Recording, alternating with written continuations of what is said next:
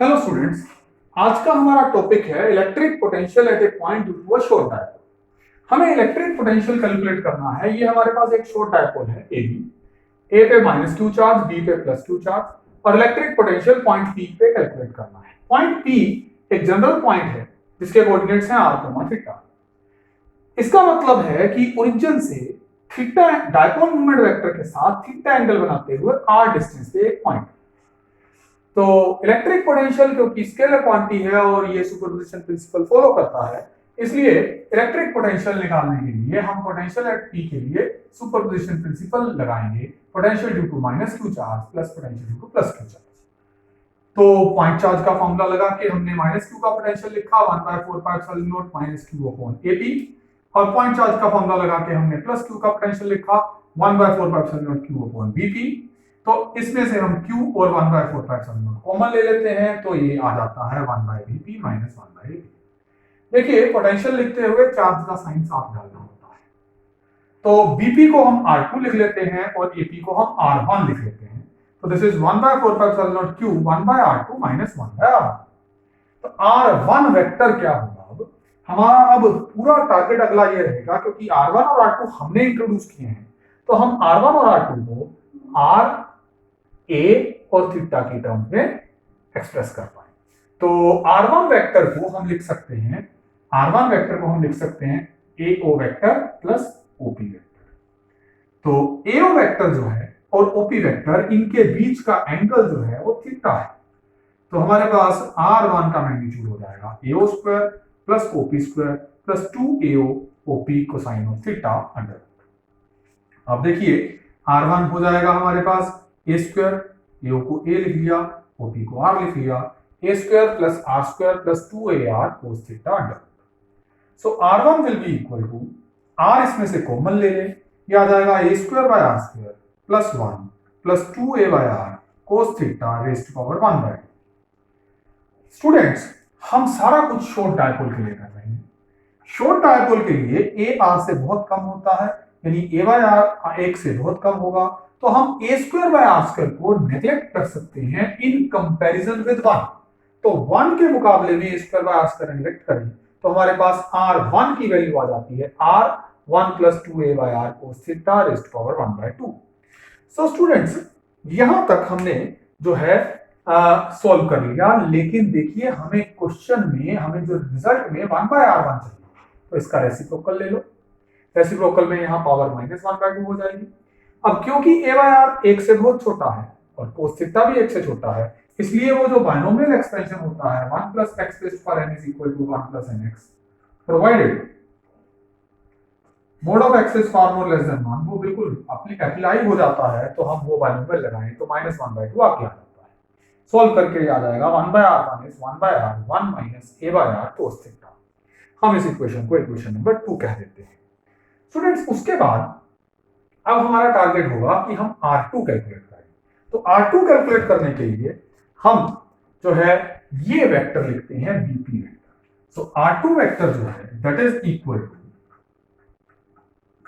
BP vector and that will be equal to BP vector जो है that will be equal to BO vector plus OP vector, that will be BO vector plus OP vector.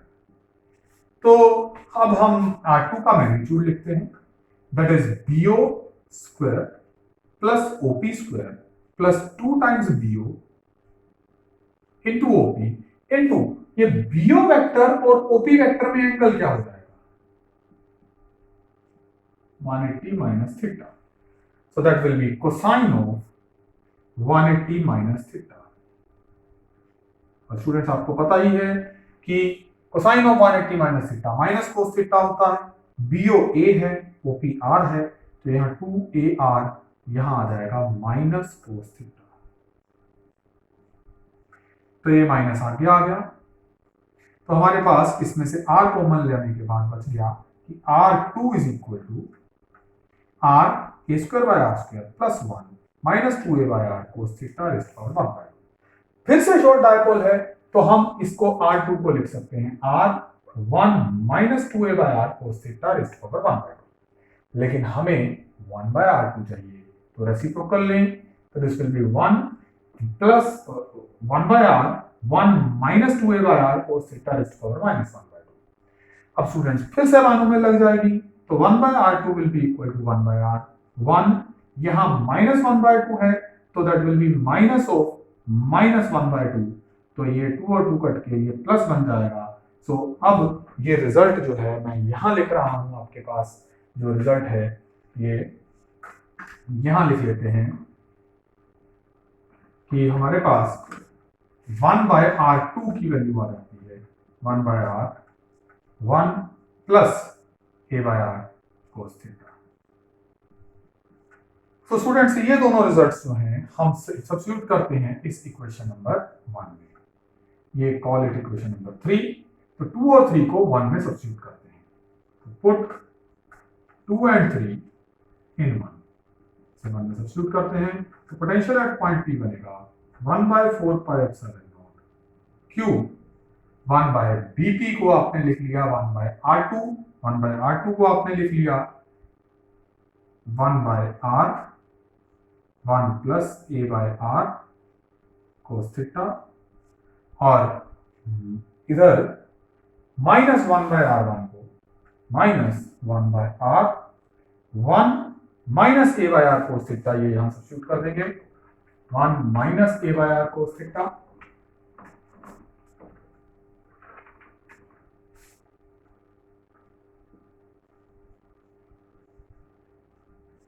और students अब इसमें से 1 by r common ले लें, 1 by 4 pi epsilon naught Q by r से आया 1 plus a by r cos theta minus 1 plus a by r cos theta. तो आप देखिए 1 और माइनस 1 कैंसिल हो जाएगा, तो आपके पास 2a by r cos theta आ जाएगा। So you will be getting potential at point P will be equal to 1 by 4 pi epsilon naught Q by R 2a by R cos theta। Students Q into 2a को हम लिख सकते हैं dipole moment, potential at point P हो गया 1 by 4 pi epsilon naught P cos theta by R square। तो ये हमारे पास potential at a point P due to short dipole आ गया for a short dipole. Theta angle देखिए, ये एंगल है P वेक्टर और R वेक्टर में। अब मैं इसके कुछ स्पेशल केस करता हूं, इसके दो स्पेशल केसेस हैं, let us do those.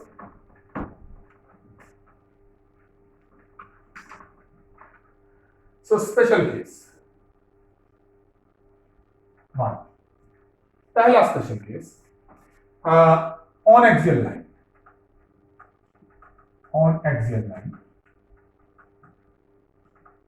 Axial line का मतलब है कि आप डायपोल मोमेंट को ज्वाइन करने वाली लाइन के ऊपर हैं, डायपोल मोमेंट AB को ज्वाइन करने वाली लाइन के ऊपर हैं। तो इस लाइन पे अगर आपका पॉइंट P है सेंटर से R डिस्टेंस पे, तो उसके लिए थीटा क्या होगा, ये लाइन ऐसे जाएगी, थीटा 0 हो जाएगा। थीटा 0 होगा तो potential on axial line of a dipole that will be 1 by 4 pi epsilon naught P by R square. ठीक है बेटा, ये इसके स्पेशल केस से आ गया। पर यहां मैं एक आपको और हिंट ड्रॉप करता हूं, अगर आप इसको एक्चुअल डिराइव करें तो एक्चुअल डेरिवेशन में जब आप पोटेंशियल एट पॉइंट P लिखेंगे that will be potential due to minus Q charge that is 1 by 4 pi epsilon naught minus Q upon AP then plus Q upon BP। इसमें से Q common ले लें, Q by 4 pi epsilon not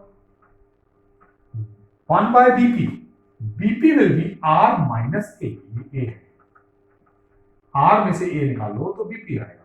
this is 1 by BP की value R minus A लिखी, और ये minus ये shuffle किया है, और 1 upon AP, AP will be R plus A, R में A आएगा।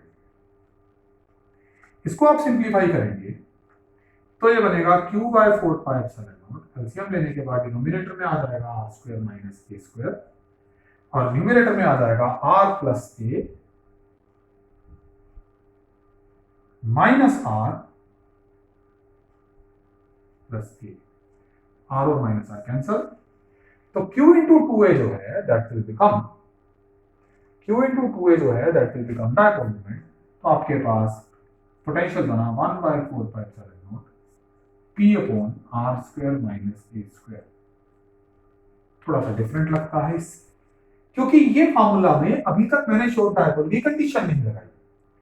ये पोटेंशियल और एक्सियल लाइन का फार्मूला है फॉर एनी रेगुलर डायपोल, और ये फार्मूला है potential for short dipole. Short dipole के लिए आपको a स्क्वायर जो है that can be neglected in compared to r square, तो जैसे ही a स्क्वायर को नेग्लेक्ट करेंगे तो ये सेम रिजल्ट हो जाएगा। इसके बाद दूसरा स्पेशल केस करते हैं, special case 2 on equatorial line, on equatorial line of a dipole. देखिए जब हम इक्वेटोरियल लाइन पे हैं तो हम इस लाइन पे होने चाहिए, तो यही डायपोल है, लेकिन अब हमें इस लाइन पे होना है तो ये थीटा जो है that has to be 90 degree. Equatorial line पे थीटा 90 डिग्री लेते हैं, थीटा 90 डिग्री लेंगे तो इस एक्सप्रेशन में cos 90 0 हो जाएगा, cos 90 को 0 सब्स्टिट्यूट करें तो पोटेंशियल एट पॉइंट P आ जाएगा 1/4πε0 P cos 90 by r square, यानी कि इलेक्ट्रिक पोटेंशियल 0। तो हमें पता चलता है इक्वेटोरियल लाइन पे इलेक्ट्रिक पोटेंशियल 0 होता है। तो इस तरह से हमने एक्सियल लाइन और इक्वेटोरियल लाइन दोनों पे electric potential as a special case of this result कर लिया। अब वो मैं आपके ऊपर छोड़ता हूं कि आप जनरल डायपोल के लिए भी अगर इक्वेटोरियल लाइन पे किसी पॉइंट पे पोटेंशियल निकालेंगे तो इसका पोटेंशियल और इसका पोटेंशियल सेम आके अलजेब्रिक सम में 0 ही हो जाना है। स्टूडेंट्स यहां दो बातें और देखने वाली हैं। एक ये कि let us try to compare and contrast the electric field of point charge, electric potential of point charge and that of dipole.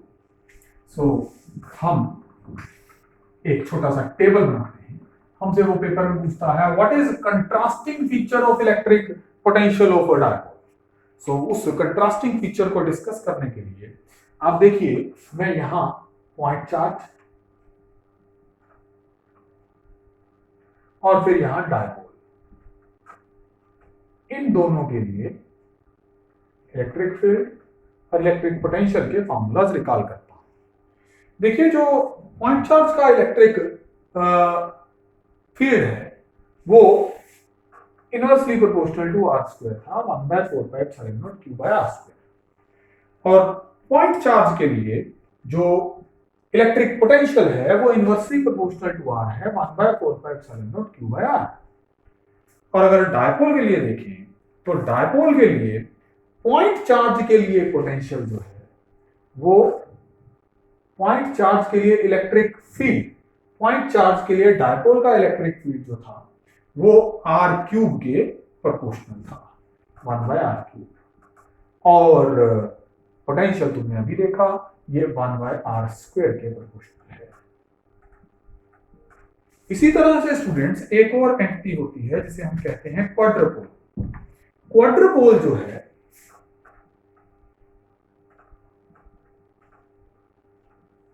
वो इस तरह की एक अरेंजमेंट होती है जिसमें हमें यहां पे एक चार्ज -q, यहां एक चार्ज 2q और यहां एक चार्ज -q दिया होता है। ये अरेंजमेंट एक क्वाड्रपोल है। ऐसा भी हो सकता है कि हम यहाँ पे q रखें, यहाँ -2q रखें और यहाँ पे q रखें। इसे हम एक इलेक्ट्रिक क्वाड्रपोल बोलते हैं। इसलिए बोलते हैं क्योंकि इस 2q को यहाँ हम q और q के टर्म पे q प्लस q के तौर पे देख सकते हैं। और अगर हम q प्लस q के तौर पे देखें तो -q एक डायपोल मोमेंट इधर को हो गया और एक डायपोल मोमेंट इधर को हो गया, तो ये क्वाड्रपोल के तौर पे देखा जा सकता है। अब अगर मैं इसके सेंटर को ओरिजिन लूं और यहाँ पे r डिस्टेंस पे कोई पॉइंट P लूं और इस क्वाड्रपोल की जो ये साइज है इसको 2a बोलूं, a on this side and a on that side, तो इलेक्ट्रिक पोटेंशियल अगर हम कैलकुलेट करते हैं और इलेक्ट्रिक फील्ड कैलकुलेट करते हैं तो वो हमारे पास क्वाड्रुपोल का जो इलेक्ट्रिक पोटेंशियल है,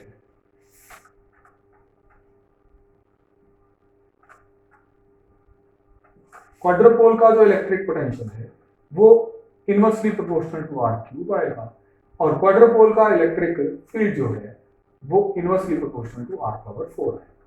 तो देखिए पॉइंट चार्ज का फील्ड 1 बाय आर स्क्वायर के प्रोपोर्शनल, डायपोल का 1 बाय आर क्यूब, क्वाड्रुपोल का 1 बाय आर पावर 4, पोटेंशियल इसका 1 बाय आर, इसका 1 बाय आर स्क्वायर के प्रोपोर्शनल और इसका 1 बाय आर क्यूब के प्रोपोर्शनल। तो इसे हम कहते हैं contrasting feature of electric field and electric potential of a diode. ये पॉइंट चार्ज की डिपेंडेंस से एक पावर चार्ज होता है। इसके अलावा स्टूडेंट्स एक बात और इन द एंड हम यहां पे पॉइंट आउट करना चाहते हैं। हमने इलेक्ट्रिक फील्ड और इलेक्ट्रिक पोटेंशियल में रिलेशन एस्टैब्लिश कर रखा है E is equal to minus dV by dt। और यूनिफॉर्म फील्ड के लिए हम कहते थे E is equal to minus is equal to V by. ठीक है, ये रिजल्ट हम 4 पॉइंट चार्ज बोलते थे। देखिए अगर मैं कहूं कि V 0 है तो E 0 होगा ही होगा, ये गलत है। आप देखिए पॉइंट चार्ज के लिए अगर पोटेंशियल 0 है तो इलेक्ट्रिक फील्ड 0 होना है, लेकिन आपने डायपोल के लिए देखा, डायपोल के लिए इक्वेटोरियल लाइन पे पोटेंशियल 0 है लेकिन फील्ड 0 नहीं था। तो इलेक्ट्रिक डायपोल की इक्वेटोरियल लाइन इस चीज की एग्जांपल है कि V 0 होने पे इलेक्ट्रिक फील्ड का 0 होना जरूरी नहीं है।